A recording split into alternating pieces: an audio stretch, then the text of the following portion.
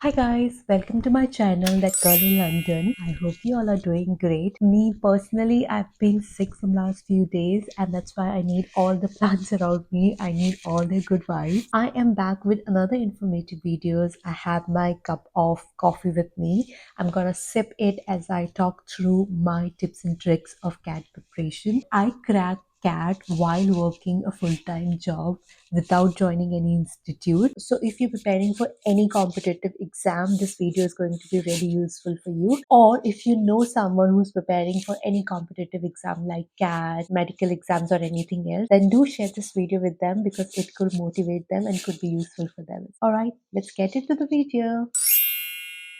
So when you're preparing for one of the toughest exam in the country while doing a full-time job, the main thing to manage is your time. All of us get 24 hours, but what you do in the 24 hours can completely change your life. Hence the first point is time management. For these 12 months or however months are remaining now for CAT, you have to ensure that you very well utilize your time because you would have very less time in a whole day to dedicate to CAT while you're doing your job. So you'll have to be very strict with your time, which might means that you'll have to say no a lot to your friends and to your family. But while you're saying no, keep that in mind that you're doing for your long-term goal. So for me, when I was preparing for CAT, for that whole year, I had a very strict timetable which I followed religiously for that year. So I had a different timetable for weekend and weekdays.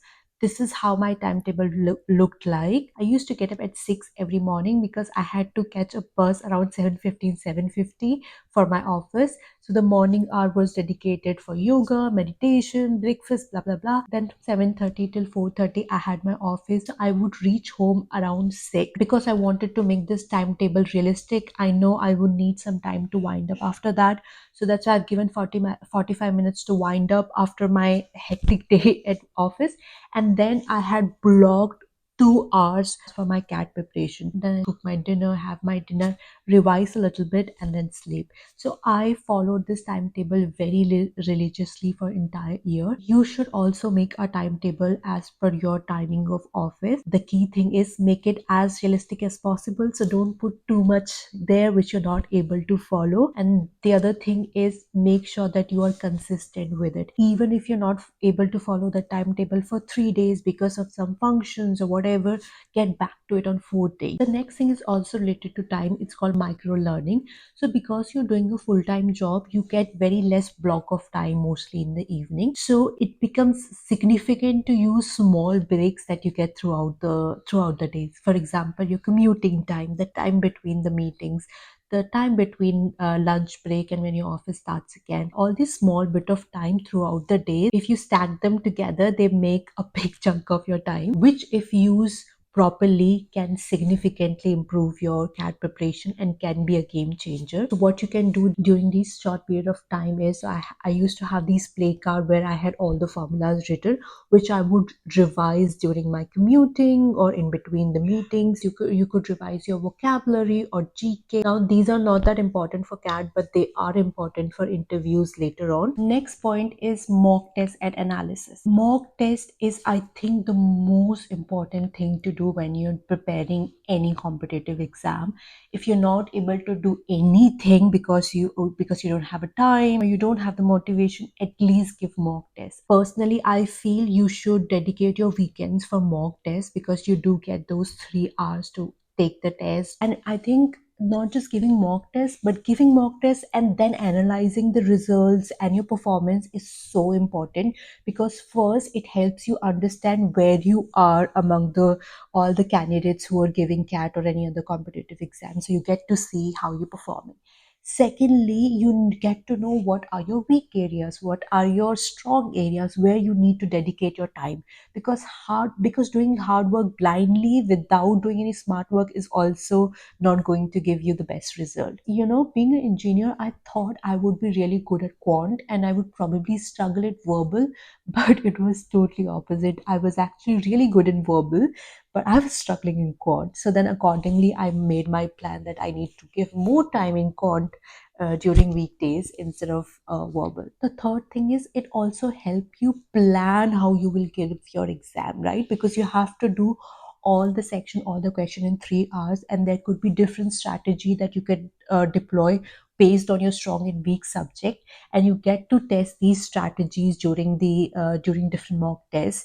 You get to know how well you perform within those 3 hours, because you could do very well when there's no pressure of time, but you would realize that suddenly when that clock start ticking, sometimes it happens that you're not even able to solve the question which are damn easy. So creating this pressurized environment and keep giving exam in that pressurized environment makes you very familiar with that environment, so that when you finally giving cat, you're so used to giving these tests in 3 hours that it doesn't impact your performance. So the next topic is smart studying techniques, and I'm going to share a few things within this topic. As I said, smart work is as much important as hard work when you're preparing for these exams.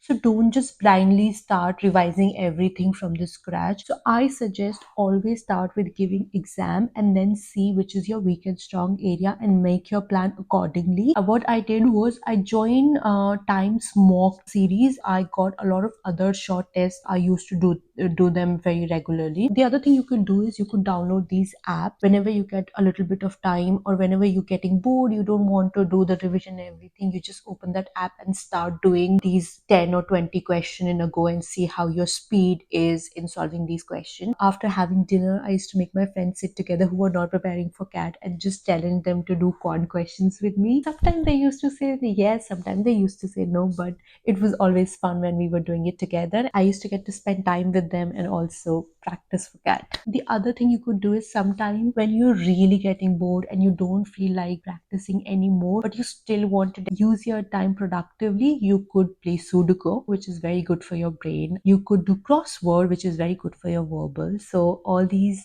fun things also help you preparing for CAT. Next thing is make it fun. How can you make it fun?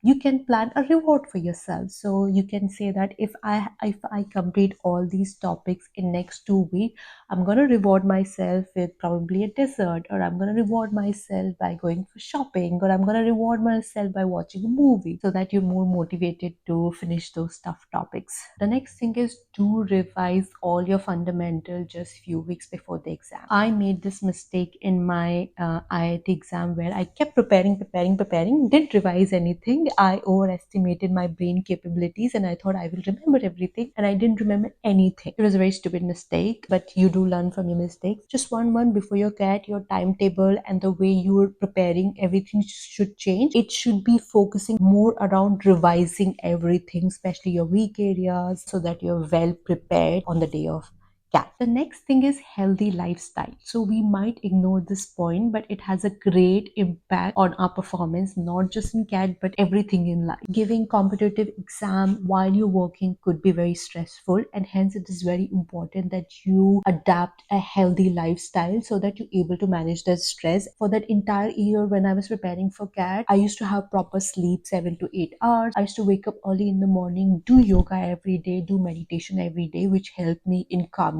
which is very required, especially initially when you started preparing, right? And you realize that, oh my god, you're just getting around 50 and 60% while you need 98% or 99% to crack anything. So it's that yoga and meditation that's going to keep you calm and that's going to keep you focused and motivate you for that long period of time. Because the other thing that happens is initially for 1 2 months everybody's super motivated, everybody's like, we're going to crack CAT this year. After 3 4 months, people start ignoring, or people start putting less effort around this. Eating healthy is also very important, because eating unhealthy, falling sick, not able to give you 100%, it's not going to help you. So it's better that you eat healthy, you stay healthy, so that you memorize better, you perform better. The next thing is visualizing your dream college. If you've seen my manifest video, you would know that I swear by visualization and manifestation. And I think as important as it is to put the hard work, it is also important to have belief and faith in yourself that you're gonna crack this. And visualizing will also keep you motivated throughout that longer period of time if you're preparing for an entire year. So every day before starting your preparation, just close your eyes and visualize that you are in your dream college, and you are there, you're studying there, you're doing amazing there. I promise you it's gonna be so much useful to you, and you're gonna feel so much positive about cracking CAT. The last thing is plan B. So while we all want what we dream, Sometimes not getting what you want can be a wonderful stroke of luck.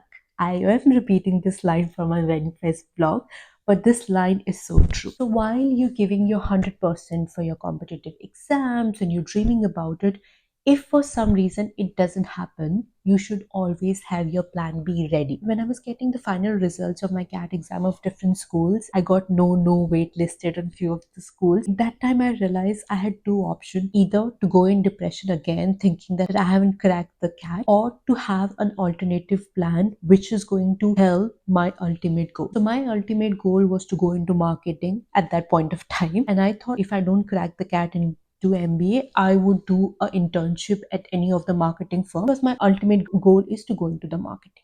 Think, what is your ultimate goal? Is it to go into marketing? Is it to move abroad? Think of your main goal and think what could be the alternative path to reach that goal. And make that plan B also ready, that if this doesn't happen, this is what I'm going to do. Because guys, the ultimate truth is not everything that you desire will come true.